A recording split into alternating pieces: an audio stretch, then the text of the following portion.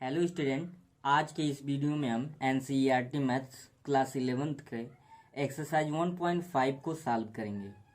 Exercise 1.5 के questions को हल करने से पहले उसमें जो यूज होगा, जो डिफिनेशन यूज होगा, जो इम्पोर्टेंट पॉइंट है उसको हम देख लेते हैं। तो इस एक्सरसाइज में जो आपको सबसे ज़्यादा यूज होने वाला है वो है कम्प्लीमेंट ऑफ अ सेट, यानी समुच्चय का पूरक। आप इसे कम्प्लीमेंट्री सेट भी बोलते हैं, यानी पूरक समुच्चय भी बोल सकते हैं। ठीक है, तो देखते हैं कि कम्प्लीमेंट ऑफ अ सेट यानी समुच्चय का पूरक कैसे निकालते हैं, उसका डिफिनेशन क्या है। यदि ए एक समुच्चय है तथा यू उसका समष्टि समुच्चय है, तो यू के उन अवयवों को समुच्चय जो ए में नहीं है, ए का पूरक समुच्चय कहलाता है। इसे ए डैश या ए सी से प्रदर्शित, सी मतलब होता है कम्प्लीमेंट्री। तो याद रखेंगे कि किसी समुच्चय की पूरक समुच्चय को ए डैश या ए पे सी से प्रदर्शित करते हैं। सिंपल डिफिनीशन है, यदि आपके पास कोई एक सेट है और उसके रिस्पेक्ट में यू कोई यूनिवर्सल सेट है, तो ए डैश वो सारे एलिमेंट होंगे जो ए में नहीं है। अगर मतलब ए आपका ए का ए डैश निकालना है और यू कोई यूनिवर्सल सेट है, तो ए में जितने एलिमेंट हैं उसको छोड़ के बाकी जो एलिमेंट बचेगा यू में वो लिख देंगे, तो क्या हो जाएगा, एक पूरक समुच्चय आ जाएगा। इसका एक एग्जाम्पल देखते हैं यहाँ पे। यदि ए एक सेट दिया हुआ है जिसमें 1 2 3 4 एलिमेंट हैं तथा इसके रिस्पेक्ट में जो सार्वत्रिक समुच्चय है u इक्व टू 1 2 3 4 5 6 7 8 9, 1 से लेके 9 तक यूनिवर्सल सेट यानी सार्वत्रिक सेट का एलिमेंट्स हैं, तो ए डैश आपको बताना है। तो अभी डिफिनेशन क्या बताया गया है आपको कि ए डैश का मतलब वे सारे एलिमेंट होंगे जो ए में नहीं हो। जैसे यहाँ पे यू जो दिया था लिख लिया गया है और ए भी जो दिया था लिख लिया गया है। तो ए डैश का सिंपली बस इतना है कि 1 2 3 4 को छोड़ देंगे और इनको छोड़ने के बाद से देखेंगे कि यू में कितने एलिमेंट हैं। तो 1 2 3 4 को जब छोड़ दिए तो क्या बचा, 5 6 7 8 9। तो यहाँ पे क्या लिख देंगे, 5।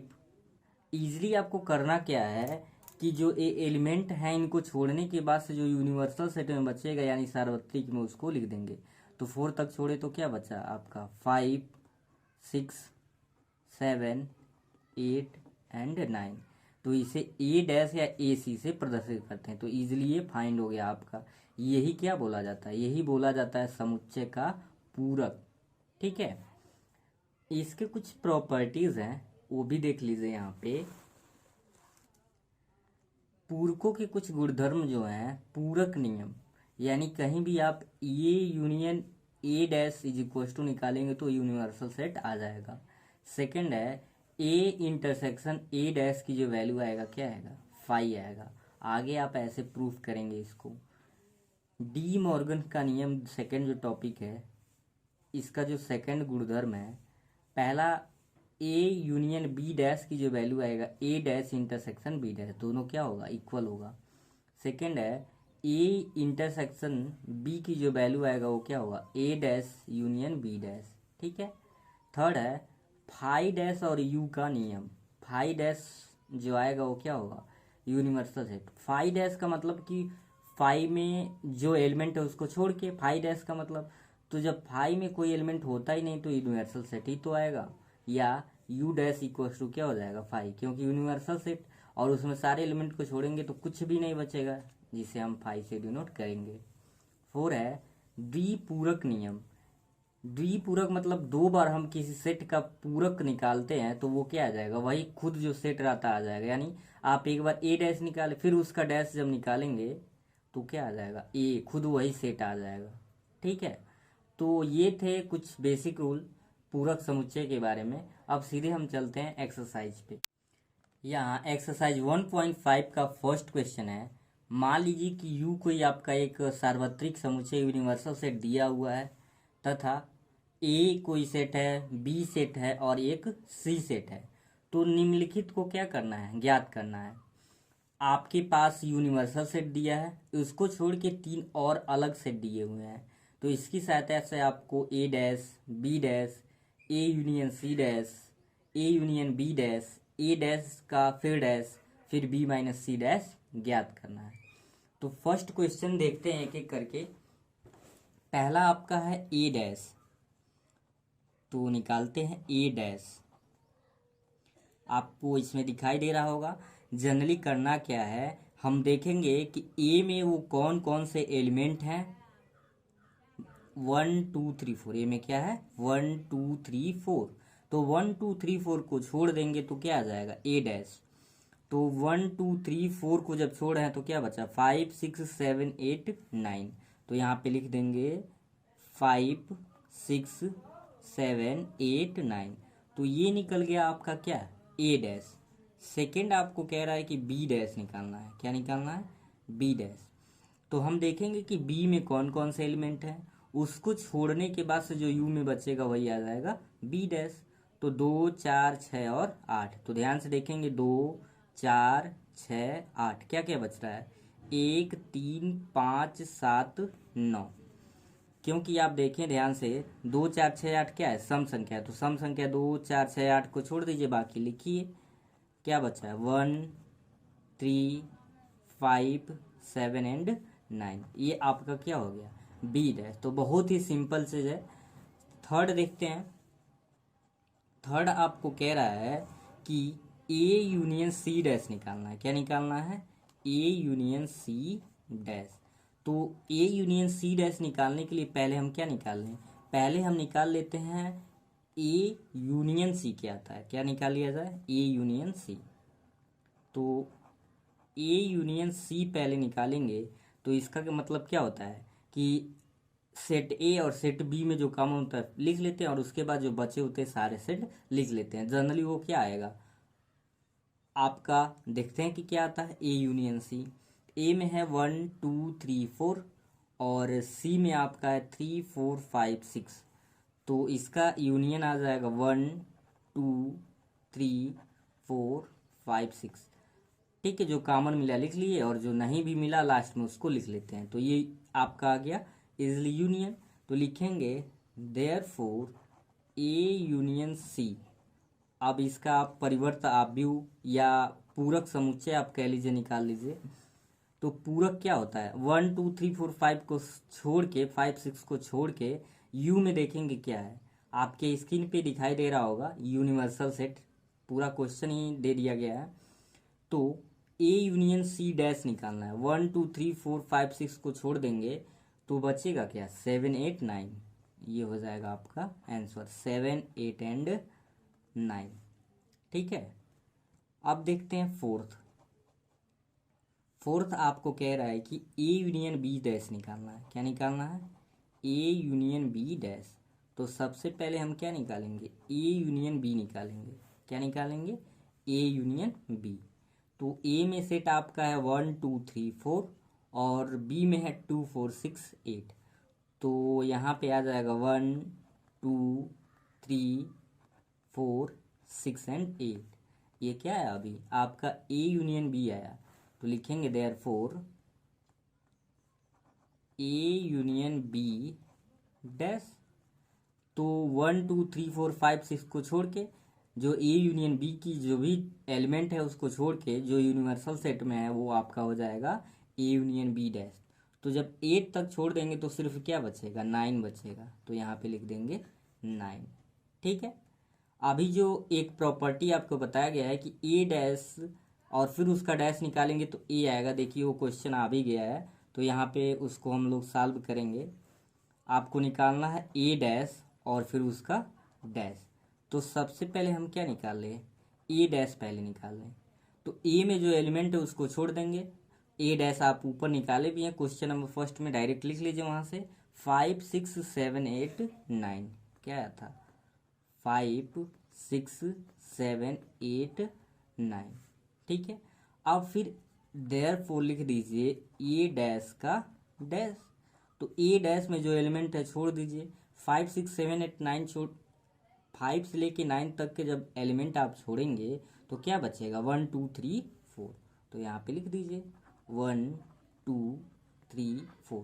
और छोड़ना कहाँ से है, ये सारा आपको यूनिवर्सल से, जब भी आप पूरक निकाल रहे हैं किसी एलिमेंट का तो आप कंपेयर कहाँ से कर रहे हैं, उसके यूनिवर्सल सेट यानी समष्टि समुच्चय से कर रहे हैं। ठीक है, अब आपका लास्ट जो पार्ट है इसका पहले का वो देख लेते हैं। 6 कह रहा है कि आपको b माइनस सी और उसका क्या निकालना है, डैश। तो सबसे पहले आप क्या निकाल लीजिए, b माइनस सी। b माइनस सी का मतलब ये हुआ कि वो सारे एलिमेंट b के जो c में नहीं है। तो b में आपको दिखाई दे रहा होगा 2 4 6 और 8 है, c में आप देख रहे हैं 3 4 5 6 है। तो कॉमन क्या मिल रहा है, केवल 4 और 6 मिल रहा है। यानी बी में आपका जो एलिमेंट है वो क्या नहीं है, सी में 2 नहीं है और 8 नहीं है, 4 6 है। तो बी माइनस सी की जो वैल्यू आएगा वो क्या आ जाएगा आपका 2 माइनस सॉरी 2 एंड कामा 8। लिखेंगे therefore B minus C dash क्या आ जाएगा, 2 8 को छोड़िए। तो 2 8 को जब छोड़ेंगे तो बचेगा आपका 1 3 4 5 6 7 एंड 9। ये आपका था first question. Second question, second दिया हुआ है, यदि U एक यूनिवर्सल है जिसमें आपके एलिमेंट्स हैं A B C D E F G and H, तो निम्नलिखित समुच्चय के पूरक ज्ञात करने हैं। इसमें 4 सेट दिए हुए हैं, 1 2 3 4 पार्ट करके। तो इन चारों सेट का आपको पूरक निकालना है। क्या निकालना है, पूरक ज्ञात करना है। तो U को यहाँ पे लिख लिया गया है, एक एक करके चारों का हम पूरक निकालेंगे। फर्स्ट आपका यहाँ पे दिया है ए में जो एलिमेंट दिए हैं A B C, तो लिखेंगे देयर फोर ए डैश। क्या करना है आपको, A B C को छोड़ देना है, बाकी जो आपका यूनिवर्सल सेट में बचेंगे वही हो जाएगा ए डैश। तो A B C को जब आप छोड़ दिए क्योंकि A में है, तो बचा क्या, D E F G H। तो यहाँ पे लिख लीजिए D E F G and H। तो ये फर्स्ट है। सेकंड में आप देखिए, सेकंड जो आपका दिया है B है, और B में जो एलिमेंट दिए हैं D है E है F है एंड G है। तो देयरफॉर आपकी B डैश की जो वैल्यू आ जाएगी वो क्या करना है, D E F G को छोड़ देना है। किसको किसको, D E F G। तो D E F G को छोड़ दी तो बचा क्या, A B C and H। तो यहाँ पे लिख दीजिए A B और C D E F G है, तो बचा है H। ठीक है, तो ऐसे सिंपली क्वेश्चन था। सी में आपको देखिए यहाँ पे थर्ड क्वेश्चन जो है उसमें क्या दिया हुआ है, सी। और सी में जो एलिमेंट है वो है A C E and G। ठीक है, तो लिखेंगे therefore C dash.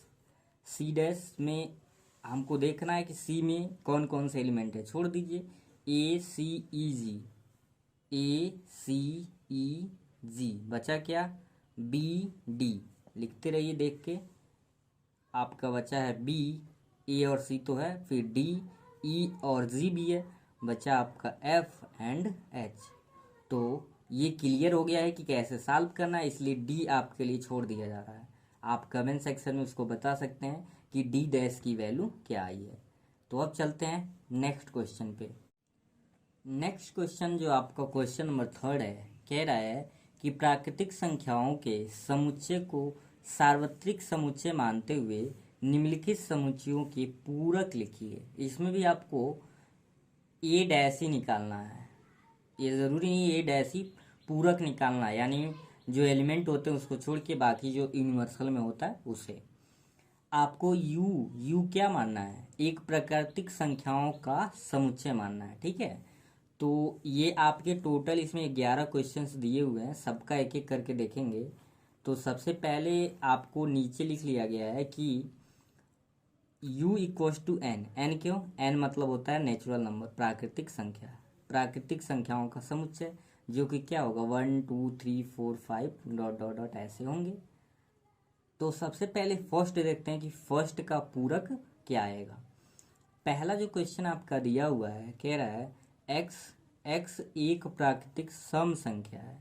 X एक क्या है? प्राकृतिक सम संख्या है। तो इसका पूरक आप क्या करेंगे? इसका मतलब यह हुआ कि सम संख्या को छोड़ के बाकी जो नंबर्स बचेंगे वो हो जाएगा इसका पूरक। तो आप इसे इजीली लिख सकते हैं एक्स एक्स एक विषम और क्या लिखेंगे? प्राकृत संख्या नहीं है।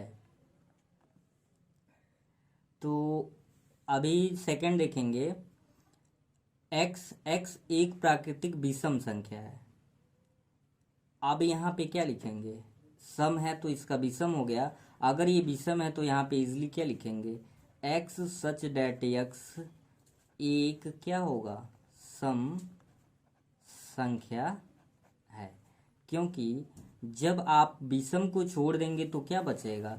विषम को छोड़ने के बाद से सिर्फ क्या बचेगा? सम बचेगा यहाँ पे। ठीक है। थर्ड देखते हैं। थर्ड कह रहा है कि एक्स एक्स संख्या 3 का एक धन गुणज नहीं है। यानी अगर 3 के धन गुणज को आप छोड़ दें तो इसका क्या आ जाएगा? पूरक। तो इसके लिखने का जो तरीका है आप इसको कुछ ऐसे लिखेंगे, एक्स संख्या 3 का एक धन गुणज नहीं है। इसी का क्या लिख देंगे? नकारात्मक लिख देंगे। तो ये आपका आ जाएगा इसका पूरक। ठीक है। फोर्थ देखते हैं। फोर्थ दिया हुआ है आपका एक्स एक्स एक अभाज्य संख्या है। तो अभाज्य को छोड़ दीजिए तो बचा क्या? आपका भाज्य। तो यहाँ पे लिख देंगे या इसी का निगेटिव लिख दीजिए, एक्स एक्स एक अभाज्य संख्या नहीं है। ये इसका क्या हो गया? पूरक। तो ये पूरक लिखने का क्या आ रहा है? मेथड। अभी नेक्स्ट देखते हैं। अब किसके रिस्पेक्ट में आप ए डैश निकाल रहे हैं? सॉरी, पूरक किसके रिस्पेक्ट में निकाल रहे हैं? प्राकृतिक संख्याओं के समुच्चय के रिस्पेक्ट में निकाल रहे हैं, ये ध्यान रहे। फिर कह रहा है एक्स एक्स एक पूर्ण वर्ग संख्या है। तो इसका आप डैश निकालेंगे यानी पूरक निकालेंगे तो क्या लिखेंगे? एक्स एक्स एक पूर्ण, ये कह रहा वर्ग संख्या है तो आप क्या लिख दीजिए? पूर्ण वर्ग संख्या नहीं है। ठीक है। बाकी के बचे हुए पार्ट देखते हैं अगले पेज पे। ये आपका दिया हुआ है 7 एक्स एक्स एक पूर्ण घन संख्या है। अब तो समझ आ गया होगा क्या लिखेंगे? सीधे लिखेंगे एक्स एक्स एक पूर्ण घन संख्या नहीं है। ठीक है। आपका 8 दिया हुआ है x x plus 5 is equal to 8। तो ध्यान देंगे अगर आप इसको सॉल्व करते हैं तो 8 प्लस से ट्रांसफर करेंगे तो क्या हो जाएगा? सॉरी 5 होगा ये। तो x की जो वैल्यू आ जाएगी क्या हो जाएगी? 3। तो सिंपली इसका मतलब ये हुआ कि 3 को छोड़ के बाकी जो एलिमेंट होंगे वह इसका क्या होगा? पूरक। यानी कुछ इसको ऐसे लिख सकते हैं, x such that x is not equal to 3। ये हो गया इसका पूरक। यानी 3 को छोड़ के जो बचेगा वो इसका क्या हो जाएगा? इसका पूरक हो जाएगा। इस सेट का क्या हो जाएगा? पूरक। इसी प्रकार से सेम आपका जो 9 दिया हुआ है x such that x 2x plus 5 equal to 9। तो ध्यान दें यहाँ पे जब 5 को ट्रांसफर करेंगे तो 9 में से 5 को सब्ट्रैक्ट करेंगे तो 4, यानी 2x इक्व टू कुछ ऐसे आएगा 9 minus 5। This imply that 2x is equal to 4, यानी x की वैल्यू क्या आ जाएगी? 2 आएगी। तो इसका पूरक लिखेंगे तो 2 को छोड़ के, यानी x x not equal to 2। ये नेचुरल नंबर से x बिलोंग करेगा लेकिन 2 को छोड़ के, 2 नहीं होना चाहिए। ठीक है। अब ये आपका दिया हुआ है 10 एक्स एक्स, ये कह रहा है कि लेस आर इक्व टू 7। यानी x की जो वैल्यू है 1 से लेके कहाँ तक जाएगी? 7 तक जाएगी। तो आप क्या लिख दीजिए? X such that x is, अभी एक्स 7 से, सॉरी यहाँ पे मैंने लेस देन बोल दिया है, इसका मतलब ये हुआ कि एक्स या तो 7 है या तो 7 से बड़ा है। तो क्या लिखेंगे, x less or equals to 7, यानी या तो 7 होगा, लेकिन 7 को तो लेना नहीं है, तो यहाँ पे 6 लिख दीजिए। यानी एक्स की जो वैल्यू है या तो 6 होगा या तो 6 से छोटा होगा। ठीक है, क्योंकि एक्स यहाँ पे जो कह रहा है कि या तो 7 है या तो 7 से बड़ा है, तो इसका पूरक क्या होगा, या तो 6 होगा या तो 6 से कम होगा। ठीक है, फिर लास्ट इसका है 11, x such that x belongs to N, और 2x+1 जो है वो क्या है, 10 से कह रहा है कि ग्रेटर देना है, 10 से क्या है, ग्रेटर देना है। अगर इसको आप सॉल्व करें 2x+1 इज इक्वल टू 10, तो x इक्वल टू जनरली आएगा आपका 9/2, यानी x की जो वैल्यू है वो 9/2 से क्या आएगा, बड़ा आएगा। x की वैल्यू 9/2 से बड़ा आएगा, तो आप लिखेंगे x सच डैट x, और जब ये बड़ा है तो क्या लिख देंगे, ग्रेटर देन 9/2। ये आपका हो गया सॉल्यूशन। तो आई होप आज के जितने भी क्वेश्चन 1 2 3 लगे हैं आपको अच्छे से समझ आ गए होंगे। आज की वीडियो में सिर्फ इतना ही, बाकी के क्वेश्चन हम अगले पार्ट में पढ़ेंगे। तो फिर मिलते हैं अगले वीडियो में, तब तक के लिए थैंक यू।